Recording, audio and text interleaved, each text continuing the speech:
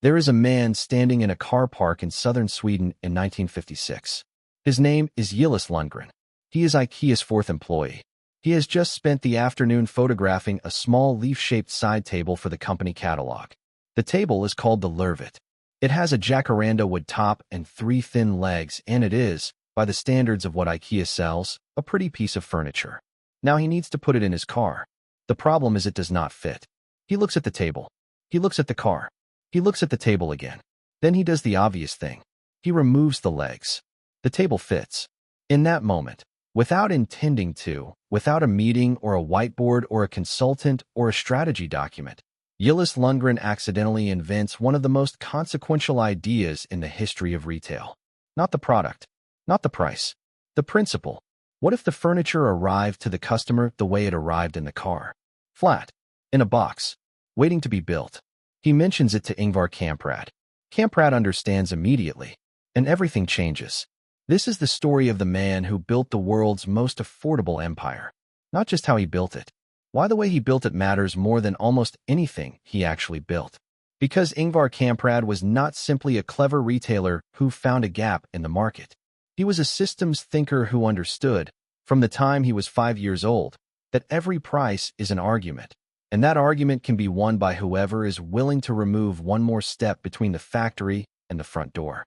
He removed steps his entire life. The Matchbox seller became the furniture king. The farm boy from Småland became one of the wealthiest human beings who ever lived. The dyslexic child who could not remember a number code named his products after Swedish villages and Norwegian towns, and in doing so created a brand vocabulary that 70 years later people say out loud, without thinking, in 63 countries.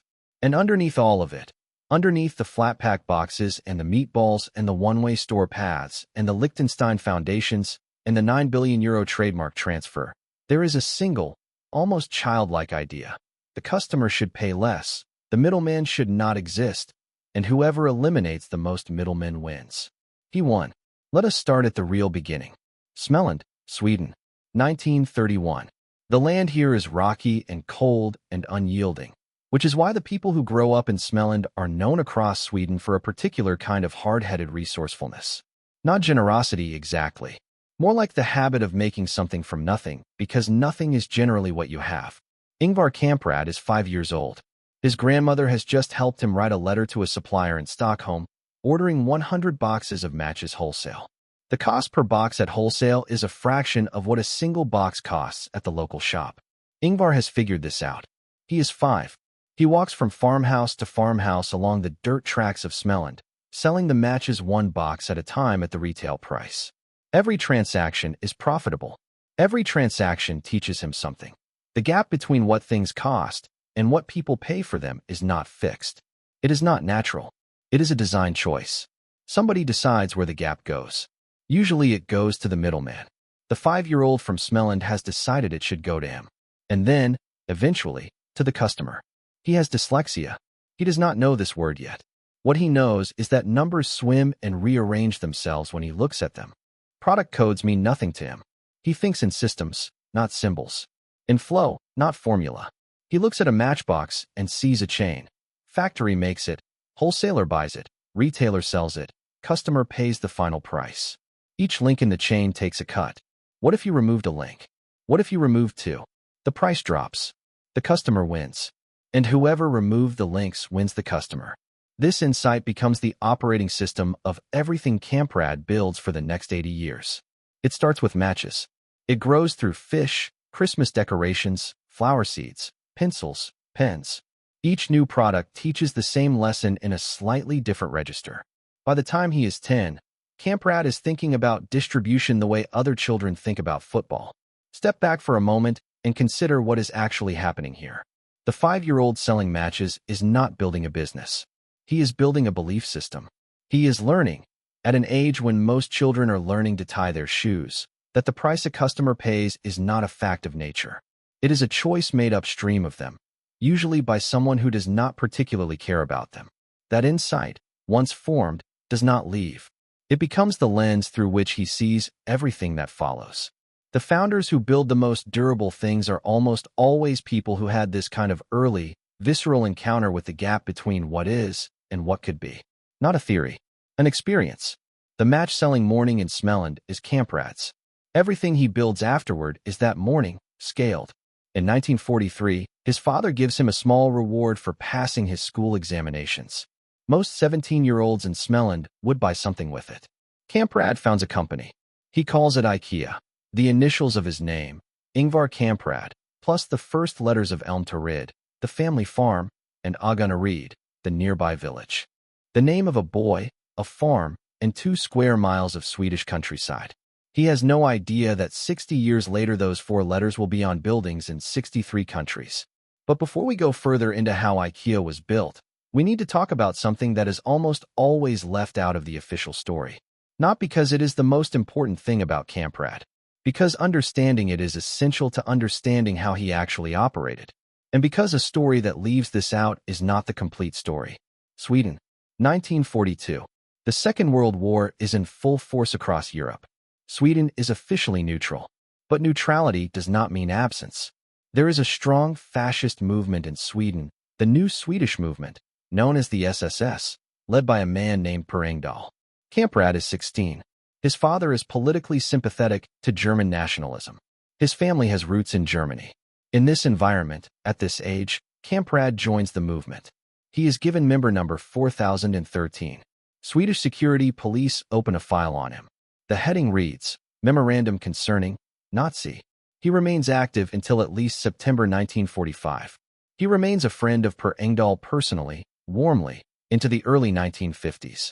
When Engdahl attends Kamprad's wedding in 1950, it is not as a political figure. It is as a friend. On the 12th of January 1951, Kamprad writes to Engdahl, best brother. Now here is the part that makes this story genuinely complicated. At approximately the same time, one of Kamprad's closest friends is a young man named Otto Ullmann. Ullmann is Austrian and Jewish. He came to Sweden in 1939 at age 13 as a refugee from Vienna, fleeing what was already a visibly dangerous situation for Jewish families. He had ended up in Småland, working on the Kamprad family farm. He and Ingvar became close. The dyslexic boy who thought differently, the foreign Jewish boy far from home. They had the outsider bond. What Ullmann almost certainly did not know, during those years of friendship. In September and October 1944, his parents were deported from Vienna. His father Joseph, aged 51, was sent to Auschwitz-Birkenau on the 28th of September. His mother Elise, aged 53, followed on the 3rd of October. Neither survived. The journalist Elisabeth Osbrink spent years inside the Swedish security police archive reconstructing what the official story had always obscured. Her book brought the full picture into public view for the first time. Kamprad had called his involvement in the SSS the greatest mistake of his life. He devoted 2 chapters to it in his autobiography. He attributed it to youth, to family influence, to the political atmosphere of the time. These explanations are plausible. They are also incomplete. Because the deathbed fact is this. When asked about Per Engdahl near the end of his life, Kamprad said, Per Engdahl was a great man. This I will maintain as long as I live. He never retracted this. He never qualified it. Pause here. Because what this story reveals about Kamprad is more important than the events themselves. He held genuine friendship with a Jewish man whose family was being murdered by the ideology he was simultaneously supporting. These were not separate chapters of his life. They were simultaneous. He lived them at the same time, in the same body, apparently without being destroyed by the contradiction. Think about what this capacity actually is. The ability to hold incompatible things in your mind at once, to function effectively despite the tension between them, to build a life and a company while carrying unresolved weight. This is not admirable, but it is comprehensible, and it runs through everything Kamprad builds. He publicly preached frugality while constructing one of Europe's most aggressive tax structures. He wrote a manifesto about serving the many while architecting a structure that served his family above all. He held these things not by resolving the tension, but by keeping them in separate compartments that never quite touched. Removing this part of the story does not make Kamprad more admirable. It makes him less comprehensible. And comprehension is what we are here for. Now, 1955. IKEA is a mail-order furniture business. It is growing. It is selling at prices that are making the established Swedish furniture industry extremely uncomfortable. Not a little uncomfortable. Existentially uncomfortable. The Swedish furniture trade at this point operates like a guild. A small group of manufacturers control the supply, set prices among themselves, sell through a network of approved retailers. The arrangement is profitable, comfortable, and completely closed to anyone the guild has not approved. IKEA has not been approved. One morning in 1955, Kamprad picks up the phone and calls his main Swedish furniture supplier. The person on the other end is polite, regretful even. They will no longer be able to fulfill IKEA's orders. Kamprad calls the next supplier. Same answer. He calls another, and another. By the end of the day, he cannot source furniture from a single established Swedish manufacturer. The cartel has moved. Every supplier has been pressured, quietly and effectively, to stop selling to IKEA. Some were told directly. Others simply understood what was expected of them. The guild has decided that this uncomfortable young company from Småland needs to be removed from the market. Kamprad puts down the phone. He is 29 years old. He has spent more than a decade building a business that depends entirely on the supply chain that just vanished. Here is what he does not do. He does not call a lawyer. He does not write an angry letter to the guild. He does not look for another Swedish supplier, because there are none. He sits with the new reality for long enough to understand it. And then he picks up the phone again, but this time he calls Warsaw. Before the full force of the boycott had landed, quietly and without fanfare, Kamprad had already set up a separate purchasing company called IKEA. Its purpose was to source products independently, outside the normal IKEA trading structure. He had built the escape route before the fire started. He had seen this coming in the way that people who grew up with nothing always see threats coming, not with fear, but with preparation. Poland in 1961 is a communist country behind the Iron Curtain. Most Western businesses avoid it entirely. Kamprad flies to Warsaw with his father and two colleagues. He walks into factories. He sits across tables from Polish manufacturers and asks the same question he has been asking since he was 5 years old. What does this cost to make? Polish furniture costs approximately 50% less than equivalent Swedish production. The quality, with the right specifications, is comparable. The cartel pushed IKEA into discovering that the world outside Sweden is large, cheap, and willing to work with anyone who pays on time. Over the following decades, IKEA does not just outsource production. It begins to own it. Factories, forestry, raw materials. The company that was supposed to be strangled by a boycott builds a supply chain so deep and diversified that no single country, supplier, or trade association can ever threaten it again. The boycott created the moat. The Swedish furniture cartel intended to destroy IKEA. What they actually did was force IKEA to build a supply chain that no competitor can now replicate without decades of investment. By the time any rival tried to match IKEA's cost structure, IKEA had a 20-year head start in vertical integration, Eastern European manufacturing relationships, and in-house design capability. The attack became the advantage, not because Kamprad got lucky, but because when the floor disappeared, he did not reach back for what he had. He asked what the new floor could be made of.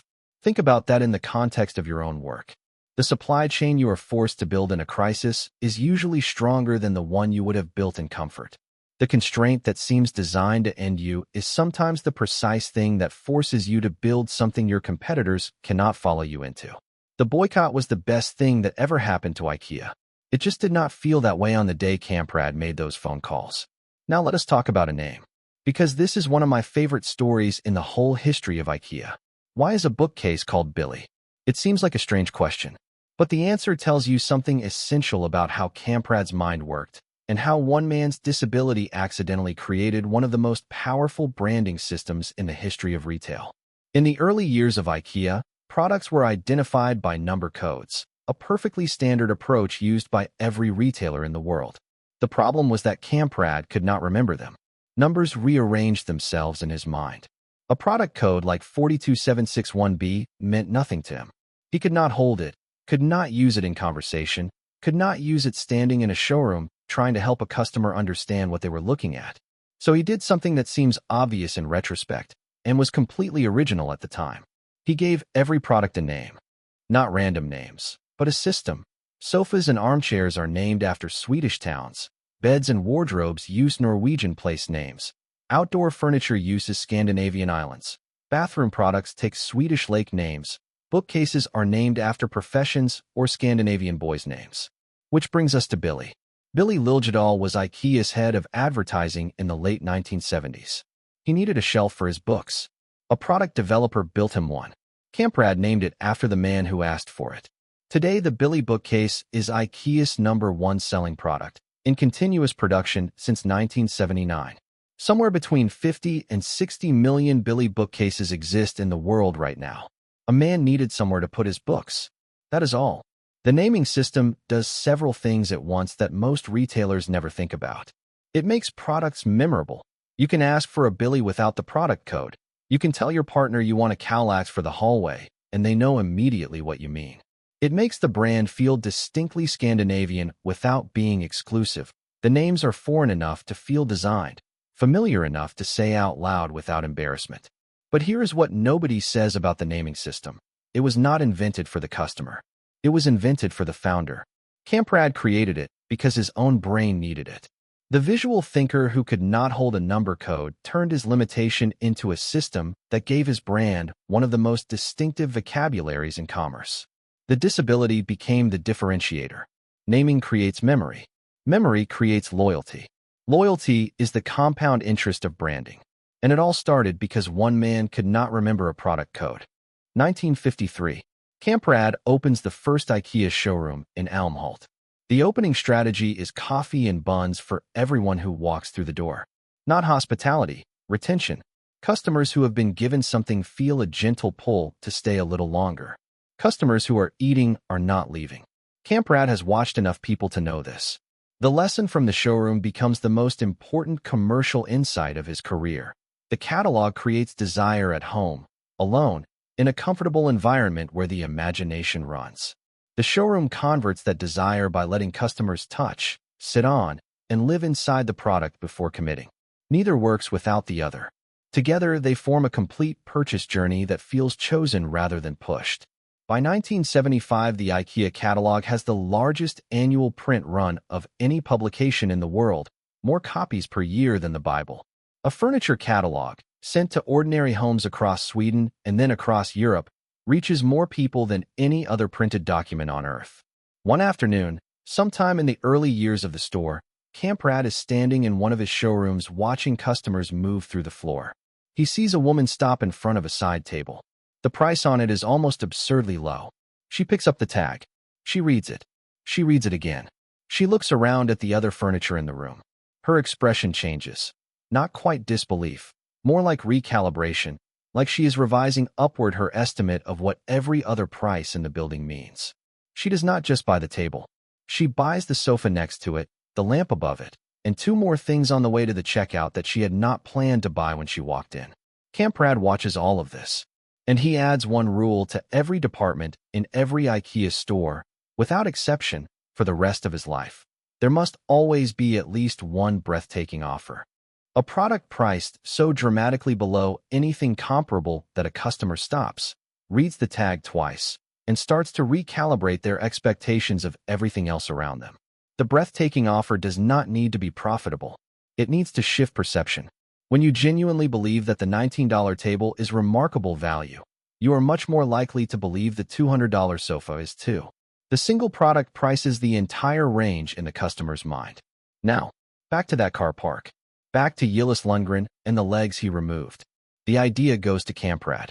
The furniture arrives flat. The customer assembles it at home. Costs fall, shipping costs, warehouse costs, delivery costs. But the deeper insight is something no business school had ever thought to teach. If the customer assembles the furniture, the customer becomes the last worker in the supply chain, for free. And in doing so, Kamprad has stumbled onto something that makes the customer love the product more by making them work for it. In 2012, 3 researchers at Harvard, Tulane, and Duke published a study called the IKEA effect. Their finding was this. People who built their own IKEA boxes were willing to pay nearly 5 times as much for them as people who received pre-assembled boxes. The effort of creation transfers into perceived value. The object you struggled over is worth more to you than the object that arrived complete. Not because the object is better, but because the experience of making it is attached to it now. You remember building it. You have a story about the Allen key in the instruction sheet that did not quite make sense until the third time you read it. The object is part of your history in a way that a delivered wardrobe never can be. One rival, genuinely baffled, said, "I do not know why their customers put up with having to do the work. Because they are not putting up with it. They are doing something that makes them proud. And proud customers do not switch brands." One more thing about Flatpak that almost never gets mentioned. The IKEA instruction sheet contains almost no words. It is pure visual diagram, numbered steps, illustrated parts, arrows showing which piece connects to which. This is not primarily a cost-cutting measure. It is the way Kamprad himself understood the world. He thought visually, not textually. The instruction sheet that makes sense to a 7-year-old in Thailand makes sense for the same reason it made sense to a dyslexic founder in Småland. It bypasses language entirely and speaks in pictures. The disability became the product. Again, if this is the kind of episode that makes your commute or your workout feel like time well spent, the full written companion document for everything we are covering today is available at the link in the description below. 14,000 words. The complete corporate structure explained like a masterclass. Every mechanism, every principle. The workbook spaces where you can write your own thinking. Less than the price of a coffee. The link is in the description. Now I want to put you inside an IKEA store. Not to show you what it looks like. You have probably been in one. I want to show you what is actually happening around you while you are in there, because it is one of the most sophisticated decision environments ever designed. Every single thing you experience inside that building is the result of someone watching people and asking one question: what makes them stay? You walk in through the entrance. The first thing you notice is that there is only one direction to go. There are no shortcuts, no crosscuts, no exits back to the car park through a different door. The path winds through every department in a fixed sequence: living room, bedroom, kitchen, bathroom, children's, storage, marketplace. If you came in for a lamp, you will walk past a bedroom suite, 2 living rooms, a model kitchen, and a children's play area before you reach the lighting section. Every product in the store gets at least a glance from every customer who walks through the door. Kamprad designed this deliberately. He had watched, for years, how customers move through spaces. He understood that desire cannot be manufactured from nothing, but it can be activated by proximity. You did not know you wanted that side table until you walked past it 3 times. After 45 minutes, you start to feel hungry. At a normal shop, that is the moment you leave. At IKEA, the restaurant is right there, reasonably priced, genuinely good food, in the middle of your journey. You sit down, eat, refuel, and get up again. The shopping continues. The Swedish meatball is not a cute cultural touch. It is a retention mechanism. If you have children with you, you know the specific anxiety of shopping with a small person who has a limited runway of patience before they need to leave now. At IKEA, the children's play area removes that timer entirely. You drop them, get a buzzer that vibrates when they need you, and shop with a focus that is genuinely impossible to maintain with a 4-year-old at your knee. And then at the very end, just before the exit, there is a stand selling a $1 hot dog. The last emotional signal you receive before walking out of the building is pleasurable and cheap. You leave with flat-pack boxes under your arm, a belly full of meatballs, tired children reunited at the door, and a feeling that this place treated you well and charged you fairly. That feeling is not an accident. It was engineered. Kamprad did not design a store.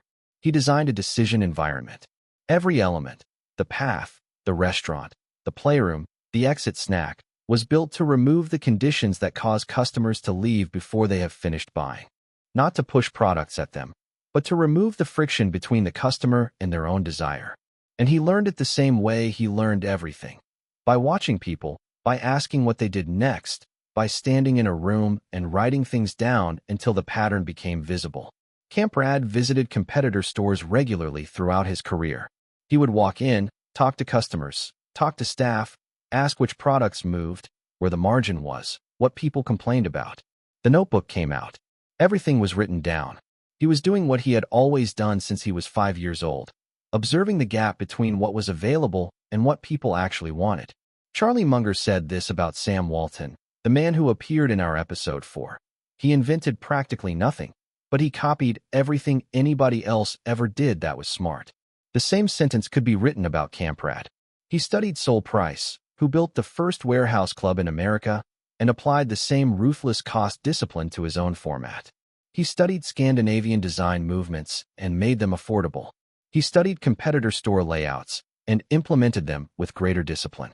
The difference between Kamprad and every competitor who tried to match him was not that he had better ideas first. It was that he observed more carefully, copied more specifically, and executed more completely. Now we need to talk about what sits underneath the business. And I want to be honest with you about something before I start. This is the section of most business podcasts where the host says something like, and then Kamprad set up a complex corporate structure for tax reasons and moves on. We are not going to do that. Because the structure Kamprad built is genuinely one of the most sophisticated in European business history. And if you understand how it works, you understand something important not just about IKEA, but about how large enterprises protect themselves, how intellectual property creates power, and why the location of a legal entity matters as much as what that entity does. We are going to build this from the ground up, starting with nothing. Imagine you are a baker. You have a secret recipe. It has taken you 20 years to perfect. The bread you make with this recipe is better than anything else in the city, and people queue for it every morning. Now you want to open a second bakery in a different city. You have two choices. Open a new bakery yourself and use your recipe there, or license your recipe to someone else. They open the bakery, they use your recipe, they pay you a fee every month for the right to use it. They take the risk of running the bakery, and you collect the fee. That fee is income to you. And here is where location matters. If you are sitting in a country that taxes that kind of income at 40%, you keep 60 cents of every euro. But if you register the entity that owns your recipe in a country that taxes that income at 2%, you keep 98 cents. Same recipe, same fee, different country, completely different outcome. This is intellectual property licensing. And this is the foundation of how IKEA is structured. Now let us add the second concept, the holding company. A holding company is a company whose only job is to own other companies. It does not bake bread. It does not sell furniture. It simply holds the shares of businesses beneath it. When those businesses make money, the money can flow up to the holding company. The holding company then decides where it goes. Why does this matter? Because it creates separation. If one business beneath the holding company fails, the failure is contained there. It does not automatically reach the others. The holding company is a firewall around everything valuable. And the third concept, the foundation. A foundation, in European law, is a legal entity that exists to pursue a stated purpose, usually educational or charitable. Unlike a company, it has no shareholders. Nobody owns it. It simply exists, governed by its mission. Because foundations are not profit-distributing entities, many European jurisdictions tax them very lightly on certain kinds of income, or not at all. The crucial point, a foundation can own companies. It can sit at the very top of a corporate structure. The companies beneath it operate normally, generate profit, pay employees. The money flows upward. The foundation at the top pays little or no tax on what it receives. Now here is how Kamprad used all three together, across 4 countries, over 15 years. Most people think of IKEA as one company. It is not. IKEA is 2 completely separate corporate groups, both using the IKEA name, each controlled by a different foundation, each holding a different half of the whole. Side 1 is the stores, the blue and yellow buildings. These are owned, ultimately, by a foundation called the Stichting INGK Foundation, registered in the Netherlands in 1982, tax-exempt under Dutch law. Its stated purpose, innovation in architectural and interior design. The foundation owns a holding company, and the holding company owns the majority of IKEA stores globally. The Economist, in 2006, valued this foundation at approximately 36 billion euros, making it technically one of the largest charitable foundations in the world by asset value. It donates a modest fraction of this to actual charitable causes. Side 2 is the brand. And this is the part almost nobody knows about. In 1989, a second foundation was established, the Interrogo Foundation, and it is registered not in the Netherlands, but in Liechtenstein. Let us pause on Liechtenstein for a moment because its presence here is not accidental. Liechtenstein is a tiny principality between Switzerland and Austria. Population 40,000 people, less than the attendance at a mid-table football match. It is not known for furniture. It is known, among corporate lawyers and tax planners for one specific thing. Its foundation law allows a foundation to be established with the specific purpose of securing the survival of a company, and it does not tax foundations on income received from abroad. The Interrogo Foundation in Liechtenstein owns, through a chain of holding companies in Luxembourg and the Netherlands, a company called IKEA Systems. And IKEA Systems owns the IKEA trademark, the IKEA concept, all the intellectual property, the recipe. Every IKEA store in the world pays approximately 3% of its annual revenue to IKEA Systems for the right to call itself IKEA, for the right to use the logo, follow the concept, operate the store design. 3%. On 45 billion euros in annual revenue, 3% is approximately 1.35 billion euros per year, flowing from stores in 63 countries to a Dutch company whose intellectual property is ultimately owned by a foundation in Liechtenstein, which pays no tax on what it receives. Now here is the part that makes the whole structure extraordinary, and almost nobody knows about this. On the 1st of January, 2012, the Interrogo Foundation sold the IKEA trademark to IKEA Systems for 9 billion euros. The parent sold the intellectual property to its own subsidiary for 9 billion euros. Financed with 5.4 billion euros in loans from the parent to the subsidiary. Why would you sell something to your own child? Because the subsidiary now has a debt, a 5.4 billion euro debt to its parent. It pays interest on that debt every year. That interest is a cost to the subsidiary, reducing its taxable profit in the Netherlands. And the interest payments flow up to Interrogo Foundation in Liechtenstein, which pays no tax on money received from abroad. This is the mechanism in plain language. The transaction created an internal debt structure that allows profit to flow from taxable jurisdictions to a tax-free one, disguised as interest payments. One of Interrogo's Luxembourg intermediaries paid tax at 0.06% on 807 million euros in income. Not 6%, 0.06. Over 20 years, according to Swedish and German investigators, this structure saved somewhere between 2.3 and 3.2 billion euros in taxes. And then there is the control question. Kamprad consistently told the world that he and his family no longer controlled IKEA, that a Dutch charitable foundation ran it for the public good. 2 of his 3 sons sit on the INGK Foundation's 5-person board. The third sits on Interrogo Foundation's supervisory council. Most remaining seats on both foundations' boards are held by long-term business associates of the Kamprad family. The stores depend on the brand. Without the right to call themselves IKEA, the retail operation is worthless. The brand is owned by the family. The family controls both foundations. Kamprad gave away his company to charity, publicly. Privately, his family retained ultimate control of both halves. Whether this is morally acceptable is a question you can answer for yourself. What is not debatable is the sophistication of the architecture. Recipe held separately from the kitchen owned by a foundation in one country. Recipe owned by a different foundation in a completely different country with different tax laws. Interest payments routing profit from taxable jurisdictions to tax-free ones. Family members positioned at the boards of both. All of it built over 15 years, one jurisdiction at a time. The Testament of a Furniture Dealer was written in 1976. The same year Kamprad moved to Switzerland. Wasting resources is a mortal sin, he wrote. It is a document about frugality, humility, and responsibility. It was written while he was constructing one of the most sophisticated tax structures in European corporate history.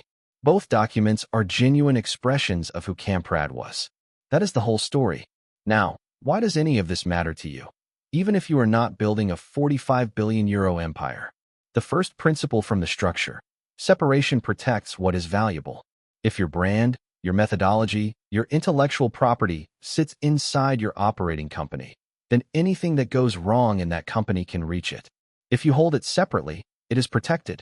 This applies at any scale. The second, where a legal entity is registered matters. Different countries have different rules for different kinds of income, and taking professional advice on this before you scale is worth the cost. The third, and the most important, the structure is what makes patience possible. Kamprad never took IKEA public. His own words, public companies distribute 1/3 of their annual profit to shareholders, money that disappears out of the companies and works against building up reserves. The reserves are what make bold decisions possible. The foundation structure is what made permanent private ownership possible. And permanent private ownership is what made the 22-year American bet possible. 1985. IKEA opens its first American store in Plymouth Meeting, Pennsylvania. 12,000 people visit on opening day. The roads are gridlocked for miles. By every visible measure, it is a triumph. It then proceeds to lose money in America for 22 years. American homes are larger than European ones. American beds use different dimensions. American taste runs warmer than Scandinavian minimalism. IKEA's initial response is to insist the European product is right. This does not work.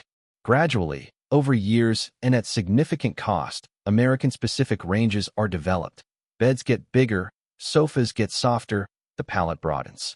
By the mid-1990s, a decade in, there are senior IKEA executives who believe the American market is unwinnable.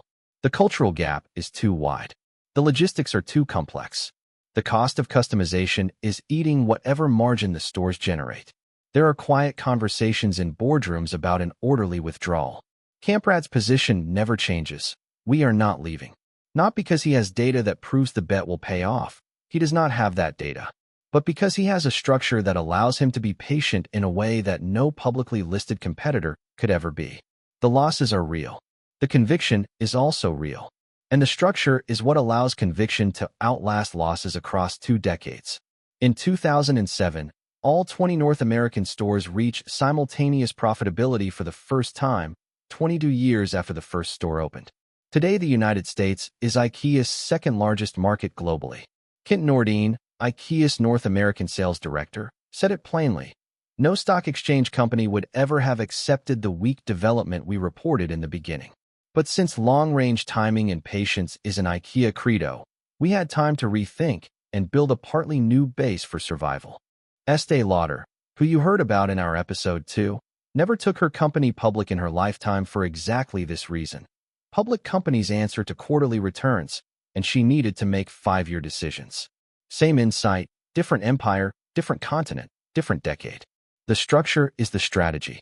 Before we close, a word about the price of the low price. The IKEA promise, furniture the many can afford, does not come from magic. It comes from a supplier model of relentless, annual downward pressure on cost. Every year, IKEA negotiates with its suppliers, and every year the direction is the same. The price goes down. A supplier facing this reality has one choice. Improve production efficiency faster than IKEA reduces the price. This drives automation, drives moves to lower-cost regions, drives supply chain streamlining. It is innovation through pressure. In the 1990s, this model produced its most visible failure. Investigations revealed child labor in IKEA's South Asian supplier factories, children working in the production of IKEA rugs and other goods. A Swedish documentary showed the reality in 1994. The reputational damage was severe. IKEA's response was substantive: supply chain audits, minimum standards, a supplier code of conduct called IWAY. These are genuine responses. What is also true is that the conditions enabling child labor in those factories were in part created by IKEA's own price pressure. The pressure and the failure are connected. IKEA addressed the failure. The pressure continued. And then there is the Billy bookcase. Because it deserves its own moment. Billy is IKEA's #1 selling product, in continuous production since 1979. Every year, engineers ask one question. What can we remove, redesign, or resource to make it cheaper without making it worse? The back panel has been thinned, the shelving optimized, the packaging reduced. Over 45 years, the cost has come down while the price has remained accessible. Kamprad explained the logic himself using a mug as his example. If we had taken 10 kroner for it, and not 5, we would have earned more on each one, but we would have sold only 500,000 of them instead of almost 12 million, on which we now earn 1 kroner each. High volume at low margin beats low volume at high margin, if you can sustain the volume. The Billy bookcase is the proof at scale. One more thing about Kamprad before we close. He flew economy class into his late 80s. He collected sugar sachets from restaurants and took them home. He bought his clothes at flea markets. He drove a 1993 Volvo until near the end of his life. When he became the richest man in Sweden in the mid-1980s, nothing changed. He was asked about this once. His answer was simple. If I start to live as a rich person, I start to think like one, and then IKEA loses. Sam Walton drove an old pickup truck and shared hotel rooms 2 to a bed with his executives. He always did the same. Kamprad flew economy with his staff. He always did the same. The frugality of both men was not a public relations strategy. It was a structural signal. You cannot ask the organization for cost discipline while demonstrating personal exemption from it. The culture follows the example, not the memo. So where does the empire stand today? And what would Kamprad do with it? Ingvar Kamprad died on January the 27th, 2018, aged 91. What he left behind generates over 45 billion euros in annual revenue, welcomes 900 million store visits per year in 63 countries. But the system faces challenges he did not fully design it for. IKEA's entire model rests on one assumption. The customer makes the journey. The catalog creates desire at home. The store converts it in person. Without the journey, the system breaks. IKEA US now generates 35% of its revenue online, triple its rate in 2019, which is genuine progress.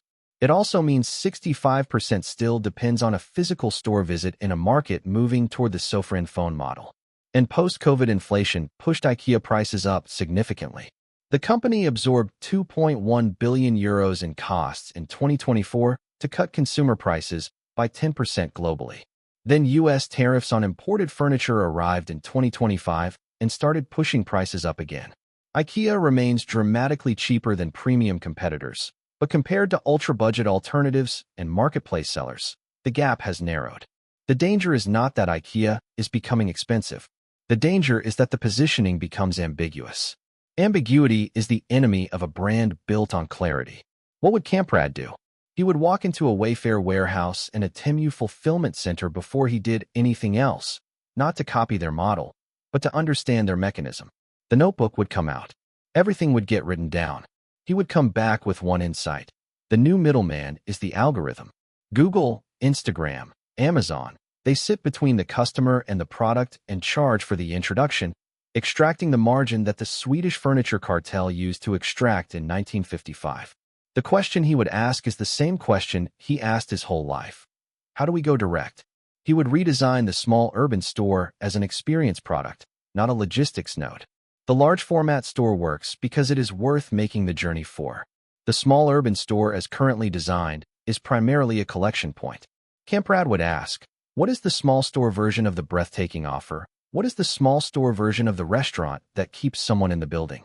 Until those questions have concrete answers, the small store is a weaker version of the big store, not a new product. He would not open more small stores until he had a design that worked as an experience in its own right. He would find the new breathtaking offer, not a cheaper product, but a better promise. Free assembly for a year, a trade-in program, a design consultation in every small store. Something that makes a customer stop, read the tag twice, and start to recalibrate their expectations of everything around it. The mechanism is always the same. The execution has to be new, and he would not change the foundation structure. The ownership architecture that enables 22-year patience is the most valuable thing about IKEA. Every pressure to go public, to distribute capital, to optimize for near-term returns would be met with the same answer he always gave. Public companies distribute a third of their profit to shareholders. That money belongs in the reserves, and the reserves are what make boldness possible. So what do we take from all of this? From the Matchbox seller in Småland, the insight that defines a life is usually formed before it can be monetized. The 5-year-old selling matches is not building a business. He is building a belief system. When the business eventually arrives, the belief system is already load-bearing. What is your match-selling moment? What did you understand before anyone paid you to understand it? That still shapes everything you do today. From the Cartel War, the attack that forces you to build something more durable than what you had as a gift. It does not feel like one on the day you make those phone calls and every supplier says no. But the supply chain you build under pressure is usually stronger than the one you would have built in comfort. From the flat pack accident and the IKEA effect, invite the customer's participation wherever it increases their ownership. Labor leads to love. The product your customer builds with their own hands is valued more than the one that arrives assembled. Where in your business can you invite participation in a way that increases ownership rather than merely reducing your own effort? From the naming system, a limitation turned into a system is often more powerful than a strength applied conventionally. Kamprad's dyslexia gave IKEA one of the most distinctive brand vocabularies in history. What constraint in your own work, approached differently, might become your differentiator? From the corporate structure, the structure is not a finance decision, it is a strategy decision. Separate what is valuable from what is at risk. Build for permanence before you build for profit. And staying private is not a failure to attract investment. It is a choice to optimize for time horizon rather than quarterly returns. And from the whole story, Kamprad built the most democratic furniture brand in history on a corporate architecture of extraordinary opacity. He preached serving the many while structuring for the few. He was genuinely frugal and genuinely ruthless simultaneously. He held contradictions his entire life without resolving them. The lesson is not to be like Kamprad. It is to understand which parts of his model you can use, and which parts come with a cost you should price unconsciously. The full written companion document for this episode, 14,000 words, the complete corporate structure explained from scratch with diagrams. Every mechanism, every reflection space where you can write your own thinking, is at the link in the description below. Less than the price of a coffee. If this episode made your commute or your workout feel like time well spent, a subscribe and a review helps enormously. It takes 30 seconds, and it means the world to a channel this size. This has been Builder's Codex, the full story of Ingvar Kamprad and IKEA. We will see you in the next one.